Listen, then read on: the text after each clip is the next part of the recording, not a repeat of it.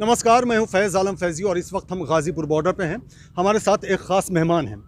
इनका नाम रितु सिंह है और ये सोशल एक्टिविस्ट हैं। हम इनसे बात करते हैं किसानों के बीच में आखिर ये क्यों आई हैं। स्वागत है आपका रितु सिंह। किसानों के बीच में है, क्या मकसद? आप आंदोलन जीवी से पूछ रहे हैं किसानों के बीच में क्यों आई हूँ मैं? मुझे तो लग रहा है आप हैं ही गोदी मीडिया से, तो आप ये सवाल पूछ सकते हैं। हमारा तो जैसे कहते हैं जल जंगल ज़मीन घर यही है। हम लोग तो मतलब अगर आंदोलन के साथ ना हो तो मोदी जी कहते हैं हम लोग जी ही नहीं सकते, हमारा अस्तित्व ही नहीं है। तो अगर हम यहाँ पे नहीं होंगे तो आप बताएं तो कौन यहाँ पे होगा? यहाँ पे मोदी जी तो आ नहीं रहे ना।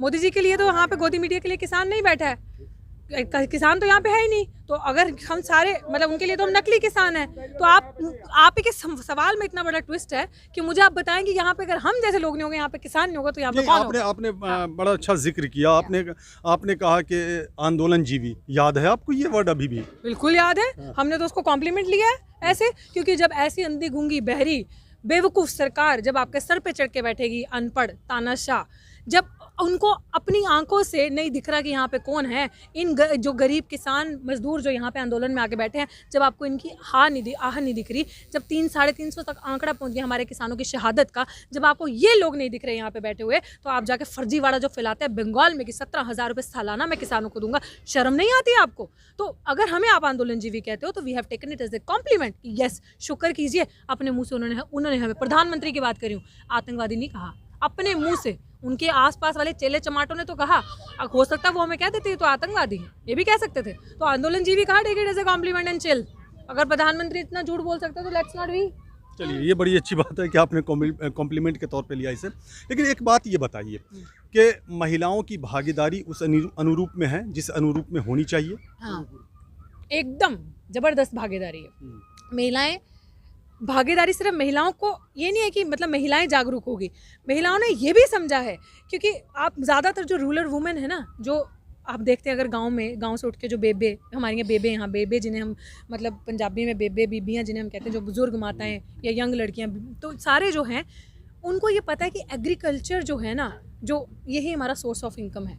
और अगर यही खेती, जैसे किसान पुरुषों को पता है वैसे औरतों को भी पता है कि यही खेती अगर हमसे छिन गई ना तो हमारा अस्तित्व नहीं है। क्योंकि आप परसेंटेज अगर आप देखेंगे ना, डेटा सेज की महिला जो है, जो वो लेबर महिला, वो ज़्यादा खेतों में काम करती है, ज़्यादा आवर्स भी काम करती है। तो अगर आप बताएं जब खेत ही नहीं रहेगा, सब कुछ प्राइवेटाइज हो जाएगा, ये लोग तो मशीनें भी लगा सकते हैं बड़ी बड़ी, तो वहाँ पे तो आपको लेबर्स की जरूरत भी नहीं पड़ेगी। तो जब सब हमारे हाथों से खत्म हो जाएगा तो क्यों ना हम भी आकर अपने मेल काउंटर पार्ट्स के साथ एकदम हिस्से के साथ खड़े हों कि अगर हम सोसाइटी में अपने इक्वल शेयर के लिए लड़ते हैं तो दिस इज़ ऑल्सो हमारे इक्वल शेयर की बात है, और यहाँ पर हम कंधे से कंधा मिलाकर खड़े हैं। अच्छा, ये क्यों कहना पड़ रहा है आपको कि खेत हमारे हाथों से निकल जाएगा? किस आधार पर ये बात कह रही हैं आप? अभी आपको ये सवाल पूछना है? 3 महीने हो चुके हैं इस चीज़ को, आपको नहीं पता क्यों निकल जाएगा?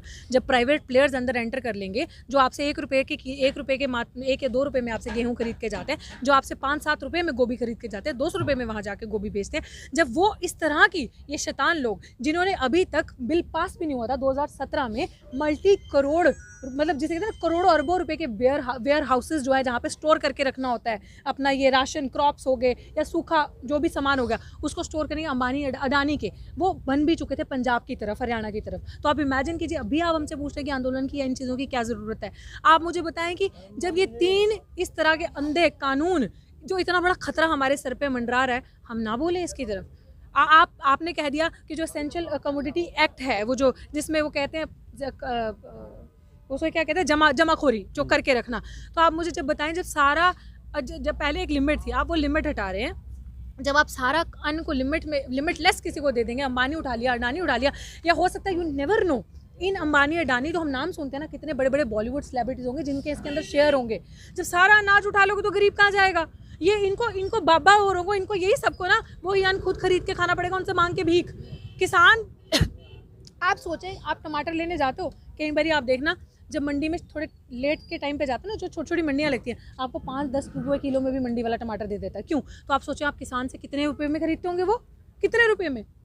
तो ये जो एक बहुत बड़ी साजिश है, जो किसान जागरूक हो गया और जिसे कहते हैं ना नींव, जिसे कहते हैं माइलस्टोन, जो पंजाब और हरियाणा ने रखा क्योंकि जागरूक हुए वो।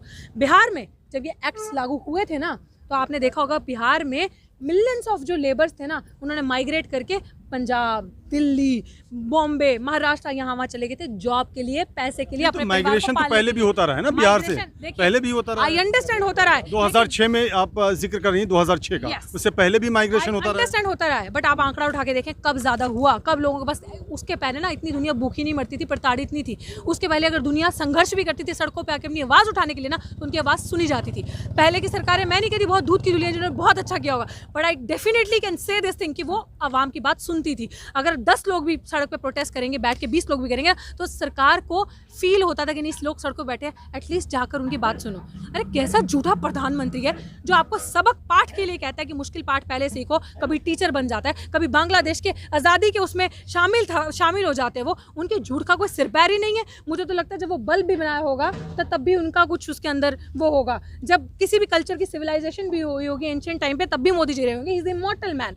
तो आप सोचें, जब ये सारी चीज़ें सामने हो रही है तो इंसान अपने लिए, किसान अपनी आवाज़ न उठाए, जागरूकता ना आए। माइग्रेशन की जो आप बात कर रहे थे कि माइग्रेशन नहीं हुआ, माइग्रेशन तब हुआ, अब रिवर्स माइग्रेशन भी हो रहा है। क्योंकि आप बताएं, देश में अगर पंजाब, बिहार से बाहर आ चुके हैं, बिहार से दिल्ली में आ चुके हैं, रिवर्स माइग्रेशन सुना है आपने? कब हुआ था रिवर्स माइग्रेशन? जब उन्हीं किसानों को लॉकडाउन के दौरान पैदल नंगे पांव, जिनके नाम पे पीएम केयर का फंड इकट्ठा किया और खा के खुद बैठ गए, वही किसान गर्मियों में पैर पे छाले पड़े। ठीक इसी टाइम पे, पिछले साल की बात है जब लॉकडाउन अनाउंस किया गया था, right? I am right? Because March के मिड में, एंड ऑफ द मार्च में 16 के बाद लॉकडाउन हुआ था।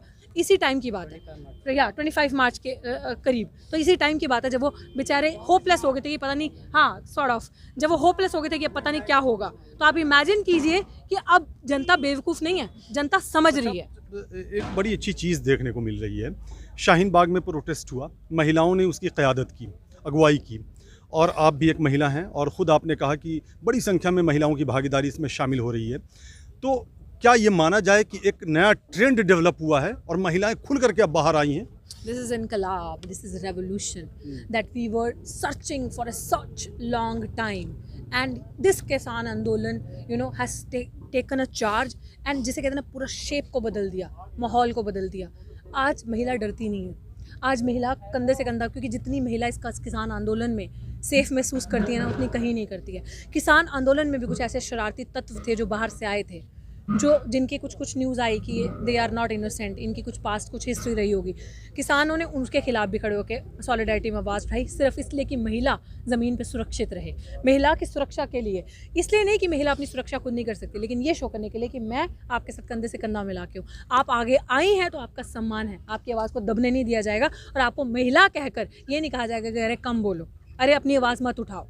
कंधे से कंधा मिला के खड़ी हैं, और महिला जागरूक, किसी ये जो ट्रेंड है, ये एक मूवमेंट है, इसको ट्रेंड ना कहें, इसको तो ये क्या माना जाए, महिलाएं जागरूक हो रही हैं, या जिसे पुरुष प्रधान समाज कहा जाता था, वो पुरुष प्रधान समाज अब वो स्पेस देता दिखाई दे रहा है जिसकी आवश्यकता महसूस की जा रही थी? पुरुष प्रधान समाज से हम किसी से स्पेस एक्सपेक्ट नहीं करते। Why would I tell him to give me a space?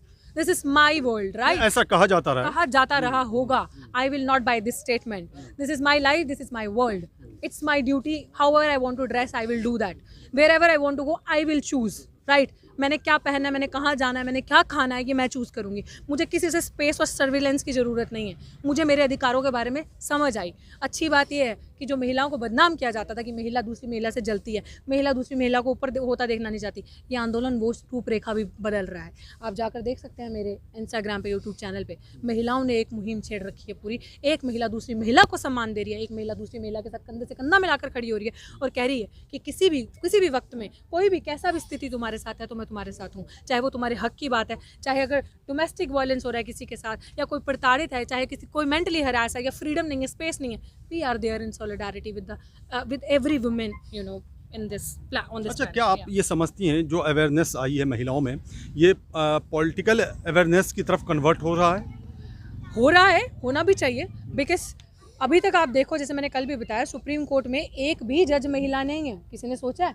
किसी को पता है ये बात? क्यों नहीं है भाई? 33% रिजर्वेशन कहते थे महिलाओं के लिए, कहाँ गया है? पार्लियामेंट में कब से मांग रहे हैं, नहीं दिया ना। तो अब मांगना नहीं है, छीन के लेना है, अब छीन के लेना है। सो वो लग चुका है, उस लेवल पे हम आ चुके हैं और उस लेवल तक जागरूक हो गए, किसी से अपने हक की भीख नहीं मांगी जाएगी, अपना हक छीन के लिया जाएगा।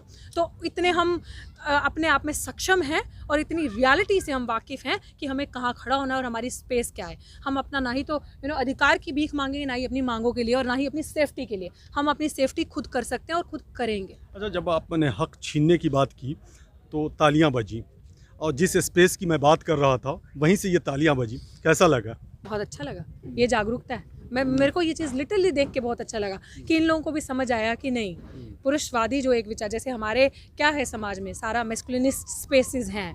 अगर पब है तो उसको भी आप कहोगे कि पुरुष ही जा सकता है, अगर क्लब है तो पुरुष ही जाएगा, मॉल है तो एक टाइम तक मॉल में औरतें घर वापस आ जाए, हॉस्टल है, जैसे मैं हॉस्टल में पढ़ी हुई हूँ तो हॉस्टल में मेरे को 8 बजे के बाद अलाउड नहीं था बाहर जाने के लिए। हमने आंदोलन चलाया, सबने बच्चों ने मिलकर पिंजरा तोड़, तब कोई सोल्यूशन नहीं। पुरुषों के हॉस्टल में कोई वो नहीं था, बट नो, आप हमारे ऊपर सर्विलेंस नहीं रख सकते। हमें डिसिप्लिन में भी, अनुशासन को भी फॉलो करना आता, रहना आता है और अपनी सेफ्टी भी खुद करना आती है। You don't tell us how to behave, you don't tell us how to wear clothes, tell your boys to behave. अगर पुरुष भी और माएँ भी, महिलाएँ भी, जो हमारी माएँ हैं, देखिए सिर्फ पुरुषवादी विचारधारा की, जैसे कहते हैं ना मिसोजिनी, जो जैसे काम करती है, और पेट्रियार्कल सिर्फ पुरुष ही नहीं होता, महिला भी होती है। जो हमारी ट्रेडिशनल औरतें हैं ना, वो सबसे ज़्यादा, खासकर जो जिनका संघ परिवार के साथ ताल्लुकात होगा, वो सबसे ज़्यादा वो डोमिनेंट होंगी। Not only male dominant, female भी डोमिनेंट होती हैं। तो मुझे ऐसा लगता है उन औरतों से भी जो दूसरे की कहती है, देखा इसकी बेटी के साथ ये हुआ, छोटे कपड़े पहन के जाती थी, ये तमाचा उन औरतों के मुंह पे भी है। और उनको भी इस चीज़ से सीखनी चाहिए कि किसी औरत को, किसी बेटी को एक सेकंड ये ना कहें। आप किसी बेटी पे प्रश्न उठाने से, किसी औरत पे प्रश्न उठाने से पहले अपने बेटे को समझाएं कि दूसरे की बेटी को इस निगाह से मत देखना। आप अपने पुरुष को, अपने पति को समझाएं, किसी और की बहन बेटी पे आंखें मत उठाना। अपने बच्चे को समझाएं, बहन अपने भाई को समझाए, माँ अपने बेटे को समझाए और पत्नी अपने पति को समझाए। तब इस देश में you can expect justice and freedom happening with the women around.